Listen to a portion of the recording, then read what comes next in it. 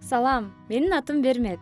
Жигитимдин аты Максат. Аны аябай катуу сүйөм. Бирок ал дайыма башка кыздарды карай берет. Кээде ачык эле суктанып карайт. Мен аябай жаман болуп кетем. Мына менде ушундай кыйынчылыктар бар. Башында уруш жаңжал чыгарып жүрдүм. Ошондо максат бир нече күнгө жоголуп кетчүм.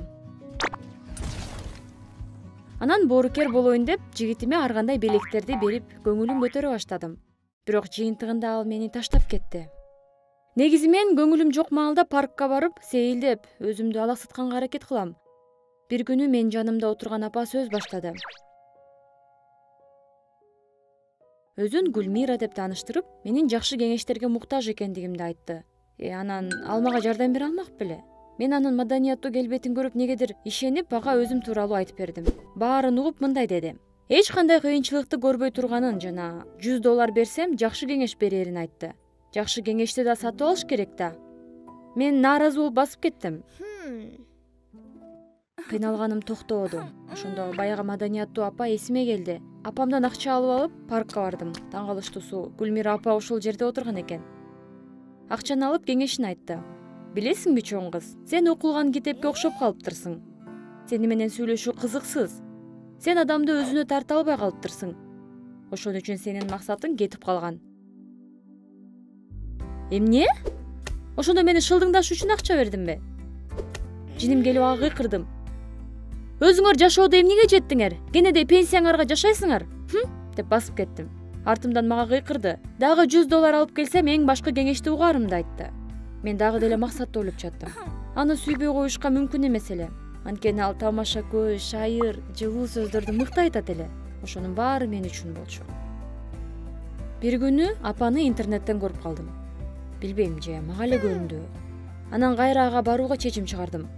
Анткени өтө эле маданияттуу көрүнүп туруп алды. Качан паркка барганымда дагы деле ошол жакта отуруптур. Мени бир аз урушту, көпкө келбей көтүргөнүм үчүн. Мени жамандагандан мурда жашоодо эмнени жакшы көрөрүмдү сурады. Мен баарын айтып баштадым. Кичинемде көп чуркаганды, бактарга чыкканды, кызыктуу китептерди окуганды жана спорт менен машыкканды жакшы көрчү элем. Мени угуп, апа мындай деди. Сен эң жакшы көргөн ишиң менен алектен. Анан өзүңө көңүл бурганды үйрөнө баштайсың. Жылдызың жанат жана энергияң көбөйөт. Ошондо сенин жашооң кыялыңдагыдан дагы жакшы жакка өзгөрөт, деди. Ошондо мен түшүндүм эмне кылышты. Мен машыгуу залын ачып, ичин машыгуучу аппараттарга толтуруп машыктыруучу болдум.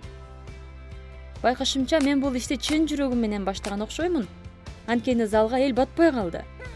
Менин жашоом машыгуу менен өтө баштады. Келген кардарлар менен сүйлөшүп, досторду дагы таптым. Тактап айтканда, менин жашоом 180 градуска өзгөрүлдү. Жаңы жылда болсо жаңы залдын ачылышын белгиледик. Шаарыбыздын мэрин чакырдык. Көптөгөн журналисттер жана атактуу адамдар дагы келишти. Менин Гүлмира апам дагы келип каалоо айтып, $1000 сертификат белек кылды.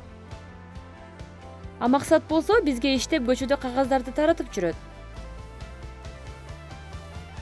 Анда-санда Максат мага чалып, кайра жүрүп албайлыкпы деп жатат.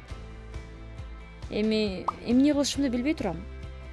Лайк басып, биздин каналга катталгыла жана комментарий жазганды унутпагыла.